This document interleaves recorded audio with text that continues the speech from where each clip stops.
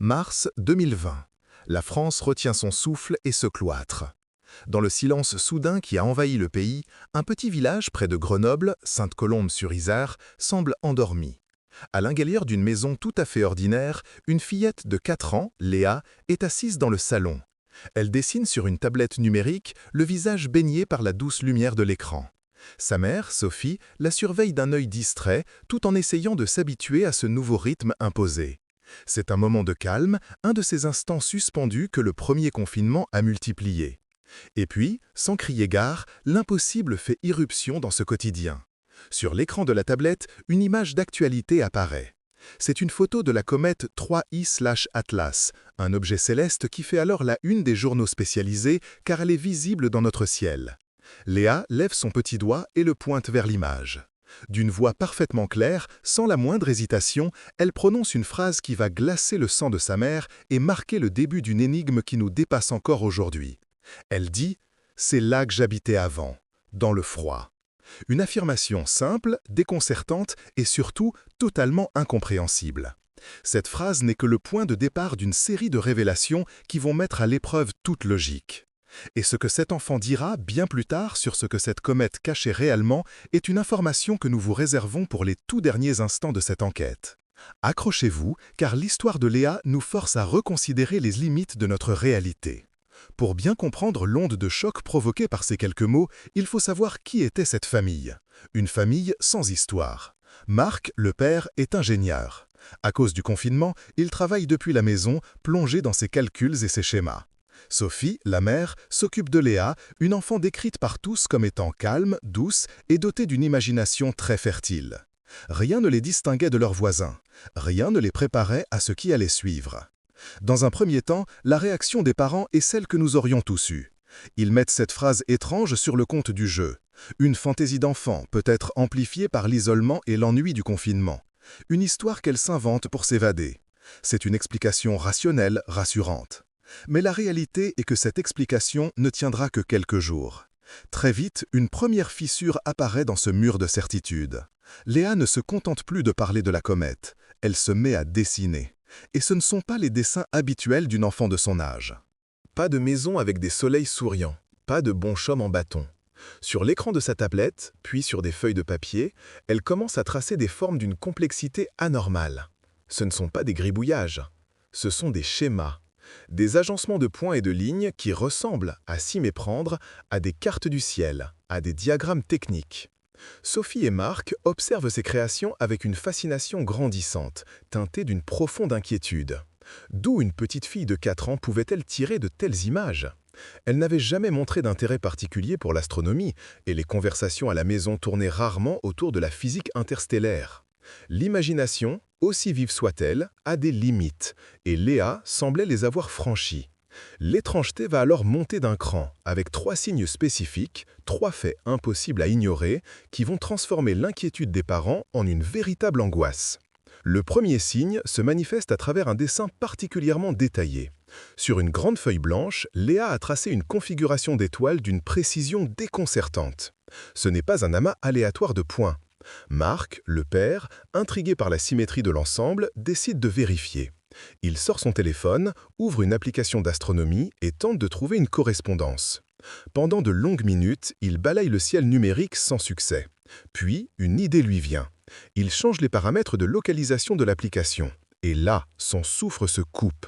La constellation dessinée par sa fille existe bel et bien. Mais elle n'est visible, à cette période de l'année, que depuis l'hémisphère sud. Un ciel que Léa n'a jamais vu, ni en photo, ni en documentaire. Comme pour ajouter au mystère, elle pointe 3 de ses étoiles et les nomme dans une langue inconnue, une suite de sons mélodieux mais totalement étrangers qui ne ressemblent à rien de ce qu'ils connaissent. Le deuxième signe est auditif. Quelques jours plus tard, alors que Léa joue tranquillement avec ses cubes de construction sur le tapis du salon, Sophie l'entend murmurer des mots qui la font sursauter. Elle n'est pas en train de chanter une comptine. Elle parle à ses jouets, mais elle utilise des termes techniques. Des mots comme fréquence de phase et bouclier thermique. Marc, qui travaille dans la pièce à côté, entend lui aussi. Il se lève de son bureau, s'approche sans faire de bruit et écoute, stupéfait. Ce sont des termes d'ingénieur, des concepts qu'il manipule lui-même dans son travail, mais dont il ne parle jamais à la maison, et certainement pas devant sa fille de 4 ans. D'où pouvait-elle bien les tenir? La télévision était toujours sur des chaînes pour enfants. Leur conversation était celle de tous les parents. L'explication rationnelle commençait à s'effriter dangereusement. Enfin, le troisième signe, le plus troublant de tous. Un soir, au moment de la coucher, Léa ne parle plus de la comète comme d'une maison, mais comme d'un souvenir. Elle tente d'expliquer à sa mère ce qu'elle était avant. Elle décrit une sensation, pas une image, celle d'être lumière et poussière.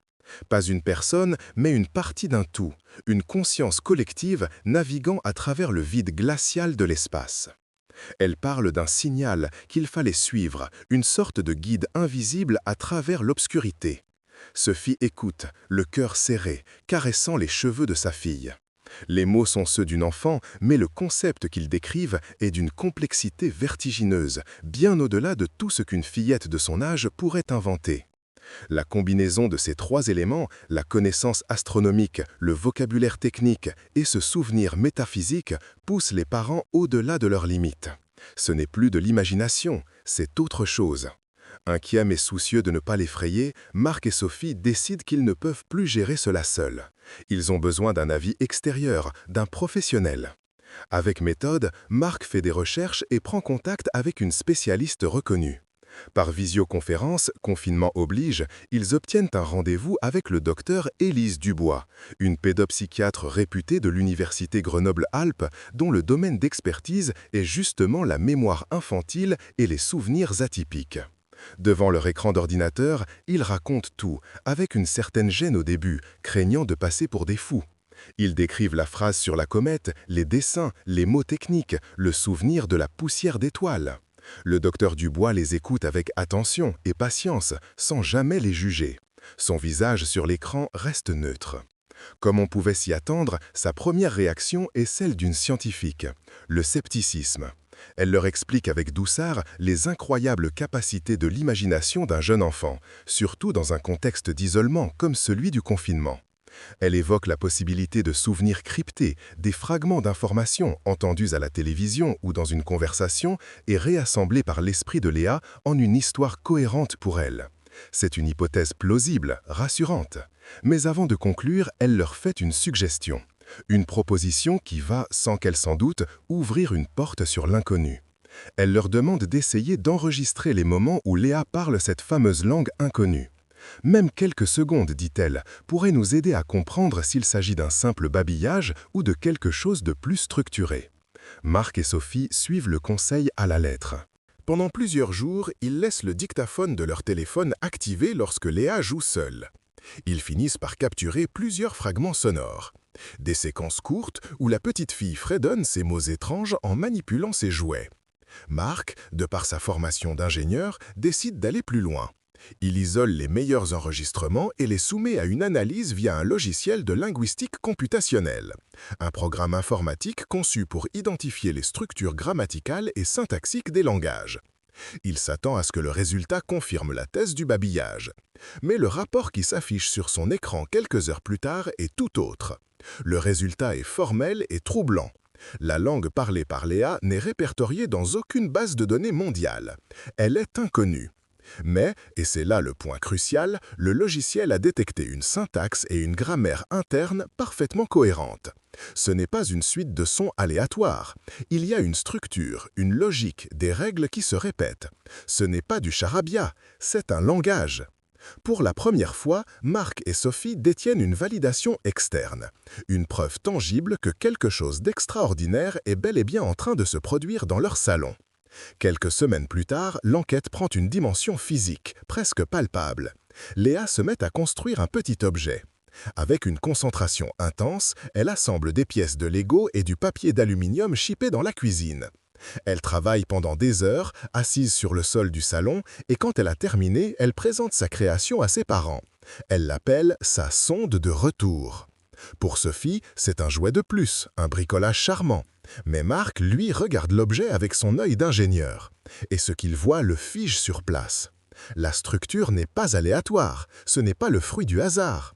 Les petites ailettes en aluminium, la disposition des briques de plastique, Tout semble pensé, organisé. Marc reconnaît instinctivement des principes de conception qu'il utilise lui-même dans son travail. La petite sonde semble conçue pour une chose précise, dissiper la chaleur de manière incroyablement efficace. Poussé par une curiosité qui a désormais remplacé la peur, il décide de mener une petite expérience. Le soir, une fois Léa couchée, il prend l'objet, le mesure sous tous les angles et le modélise sur son logiciel de conception professionnelle, le même qu'il utilise pour ses projets d'ingénierie. Il lance ensuite une simulation thermique. C'est un test virtuel qui permet de voir comment une structure réagirait à des températures extrêmes, comme celle d'une rentrée atmosphérique ou d'un voyage près d'une étoile. Les résultats qui s'affichent à l'écran sont stupéfiants. La conception de Léa, faite de jouets et de papier de cuisine, surpasse en performance de nombreux modèles standards qu'il utilise au quotidien. Imaginez un instant son trouble. Face à lui, sur son écran, la preuve numérique qu'un objet conçu par une enfant de 4 ans qui parle d'étoiles lointaines résout un problème complexe d'aérospatial. Ce n'est plus une coïncidence, c'est une impossibilité. Marc sent qu'il a franchi une nouvelle étape. Il ne peut plus garder cela pour lui. Mais à qui en parler sans risquer de mettre sa famille en danger, sans qu'on ne prenne sa fille pour un cas psychiatrique? Il prend alors une décision lourde de conséquences. De manière totalement anonyme, en utilisant une adresse e-mail créée pour l'occasion, il envoie les schémas de la sonde et les résultats de sa simulation à un contact qu'il a gardé au Centre national d'études spatiales, le CNES, à Toulouse. Il n'explique rien sur l'origine du design, il présente simplement les données brutes, comme s'il s'agissait d'une curiosité théorique. La réponse arrive 48 heures plus tard.